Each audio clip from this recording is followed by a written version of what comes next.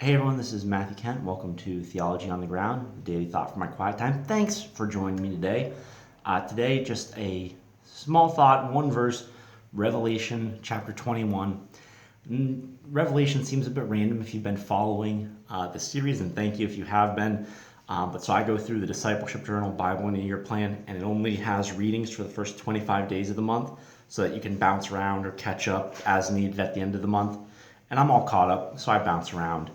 So today I was in Revelation. I am by no means an expert on Revelation or end times or prophecy or any of that kind of thing, but I do appreciate the book of Revelation. I do tend to get a lot out of it, even if there's quite a bit that I don't yet understand. And so today, just a quick thought from Revelation 21:21. And so here John is talking about his vision of the new heavens and the new earth, and specifically here, the new Jerusalem. And so here's the verse. And the 12 gates were made of 12 pearls, and each of the gates made of a single pearl, and the street of the city was pure gold, transparent as glass. So what's really funny here is that we have what appears to be a simile within a metaphor, right? So simile, we all learned this in school, is a comparison using like or as. Metaphor would be not using like or as. So he's comparing in a metaphor, not using like or as, the streets to gold. He could be saying the streets are literally made of gold, but I don't know. Are the gates really made of pearls, or is this just kind of some kind of comparison? I'm not 100% sure. So it might be a simile within a metaphor, or the streets might actually be gold. But in either case, he's saying, okay, the streets are either gold or they're like gold. And then you have the simile, which is transparent as glass. Okay, so if you know anything about gold, it's a metal. It is not at all transparent as glass. It is opaque. It's not a comparison that you would ever make. You could maybe say something like shiny as glass. Gold sort of has a little bit of a glint to it. The glass, the way it reflects light, has a little bit of glint to it, but not transparent.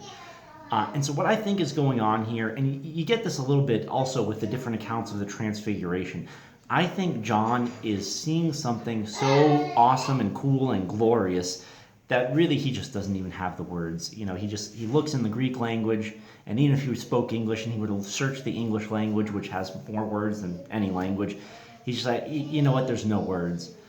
It was really cool. I'm going to try my best. I'm going to use simile. I'm going to use metaphor.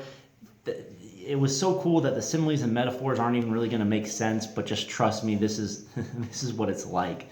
And so to some extent, we get, through the Word of God, a preview of what is to come. But in another very real sense, I don't think we have any idea. I think more great, more glorious than anything we could imagine. And obviously, the impressiveness of the actual city is not even the best thing that awaits us. You have Christ himself. You have the fact that he's going to wipe away every tear from every eye, and that's also part of this whole thing and part of our great expectation and hope. But I just think it's interesting that the glory of God, the glory of the new, when God is making all things new. That's part of what this chapter is about, and that's even a line from the chapter. Behold, I'm making all things new. That part of the making all things new is sort of more great and glorious and wonderful than anything we can imagine, which is crazy because the initial creation is pretty glorious. I don't know if you've ever just been overtaken by the majesty of a scenic view of God's creation, of nature. But it's just getting better from here. And so those are my thoughts from today. Short little video. Really hope something worthwhile to think about and that it blessed you. Lord willing, I will see you guys again tomorrow. Thanks for joining me.